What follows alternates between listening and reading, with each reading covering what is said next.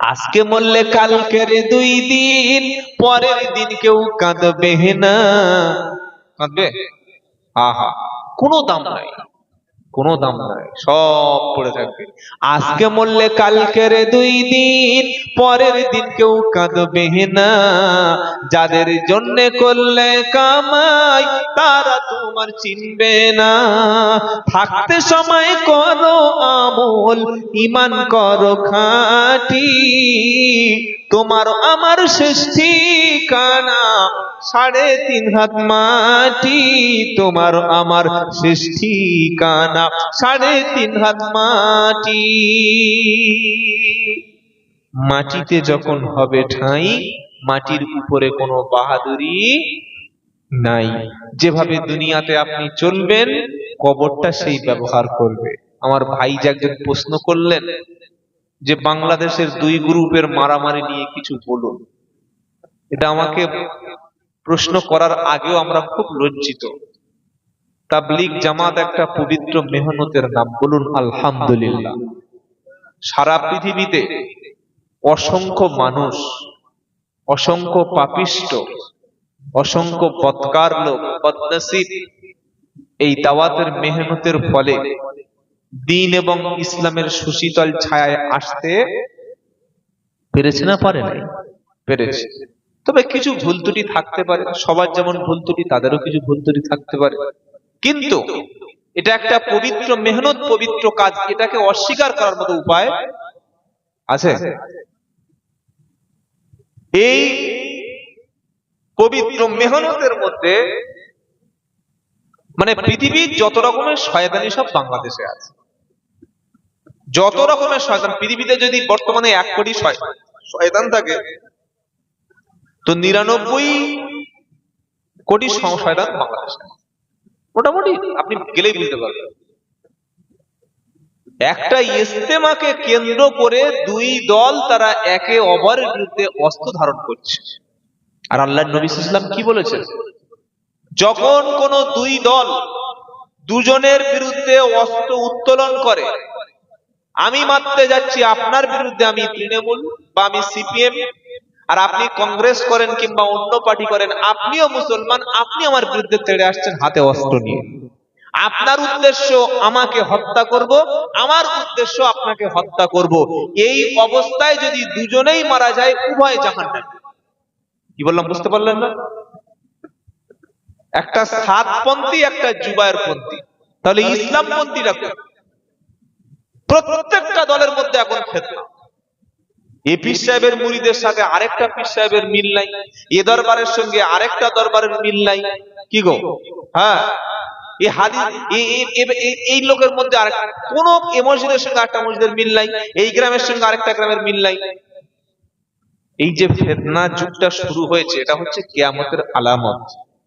হয়তো 3 জন 4 জন মারা গেছে, আরো দেখবেন আগামীতে আরো বড় বড় আরো প্রচুর মানুষ মারা যাচ্ছে।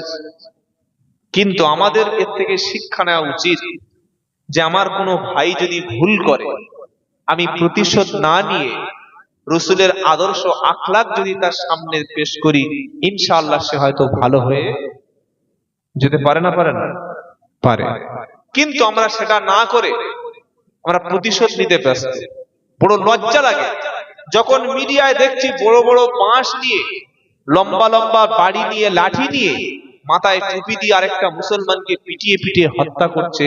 তখন প্রশ্ন আমাদের এটাই জাগে যে এরা সত্যিকার অর্থে নামাজি হতে পেরেছে, দাওয়াতের কাজ করতে পেরেছে, এরা দাড়ি রাখতে পেরেছে, টুপি রাখতে পেরেছে, পাঞ্জাবি মেসওয়াক রাখতে পেরেছে, কিন্তু এদের মধ্যে এখনো পর্যন্ত ইনসাফ, আল্লাহর থেকে ভয় এবং সৎ একনিষ্ঠ হওয়া, মুসলমানকে হত্যা করলে চিরস্থায়ী জাহান্নাম, এই ভয়টুকু এখন এদের দিলে তৈরি হয়।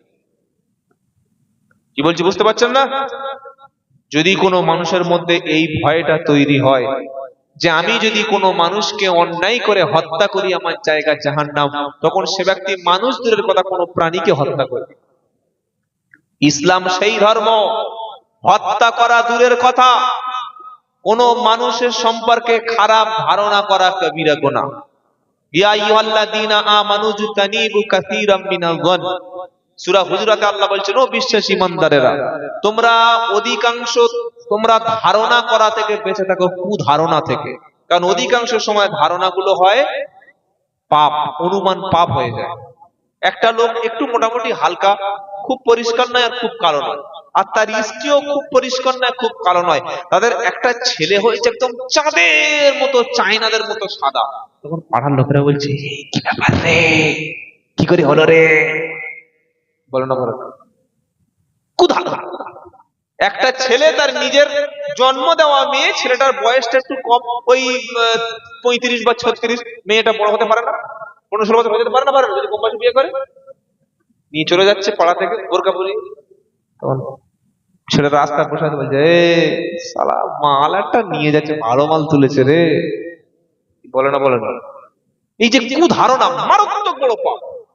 একটা ছেলে দিন রাত পরিশ্রম করে সে একটা জীবনে ভালো ঘর করতে পেরেছে, জীবনে সফলতা করতে পেরেছে, সাফল্য অর্জন করেছে। এবার মানুষ বলছে 2 নম্বরই না করলে, হারাম মাল না নিলে আর কোনোদিন বড় লোক হতে পারে? নিশ্চয়ই শালা চিটিংবাজ। এই যে কারোর সম্পর্কে খারাপ ধারণা করছে, এটা পাপ, কবিরা গুনাহ। কোন মুসলমানের সম্মান হানি করা হারাম, মুসলমানদের রক্তপাত যেমন হারাম, কোন মুসলমানদের সম্মান হানি করা, অপমান করা হারাম। এটা মাথায় রেখে দেবে।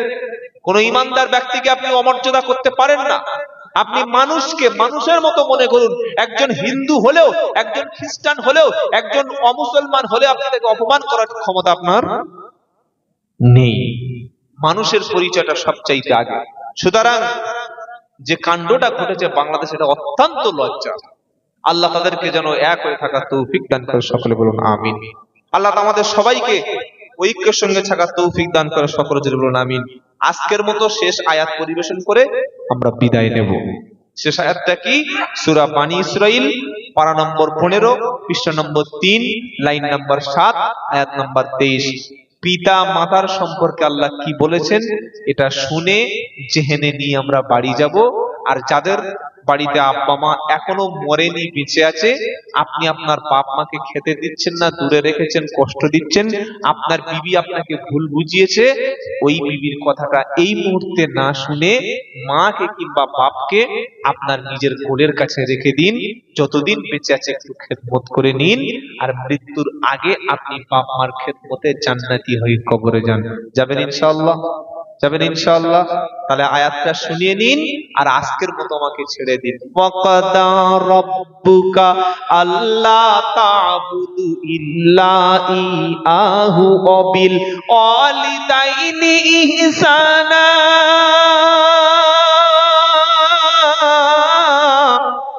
ইম্মা ইয়াবলুগান্না ইনদাকাল কিবারা আহাদুহুমা আও কিলাহুমা ফালা তাকুল লাহুমা উফফিন ওয়ালা তানহারহুমা ওয়া কুল লাহুমা কওলান কারীমা। জোরে বলুন সুবহানাল্লাহ। ওয়াকাদা রাব্বুকা, তোমার রব সিদ্ধান্ত করেছে, আল্লাহ তা'বুদু ইল্লা ইয়া, আল্লাহ ছাড়া আরো কারোর ইবাদত করা, আল্লাহ ছাড়া কারোর নামে মান্নত করা যাবে না, আল্লাহ ছাড়া অন্য কারোর নামে কসম করা যাবে না, আল্লাহ ছাড়া অন্য কারোর নামে কুরবানি করা, জবাই করা যাবে না। আর তারপরেই আল্লাহর পরেই কাদের ইহসান, ওয়া বিল ওয়ালিদাইনি ইহসানা, আল্লাহর পরে যাদের সঙ্গে সব চাইতে উত্তম আচরণ করবেন ওরা হলো বাপ এবং মা। যদি হবে না কিরকম আচরণ? কোরআন, ইম্মা ইয়াবলুগান্না ইনদাকাল কিবারা আহাদুহুমা আও কিলাহুমা, আল্লাহ বলছেন বাপ অথবা মা। অনেক সময় বাপ আগে বৃদ্ধ হয়ে যায়, মা পরে অসুস্থ হয়ে যায়, যায় না যায়? আল্লাহ বলছেন একজন অথবা দুজন, আও কিলাহুমা, আহাদুহুমা ও কিলাহুমা, একজন অথবা উভয়, দুজনা। যদি তারা বিছানায় পড়ে যায়, অসুস্থ হয়ে যায়, আর চলতে পারে না, তোমার সাহায্য নিয়ে মা পুকুরে গোসল করে।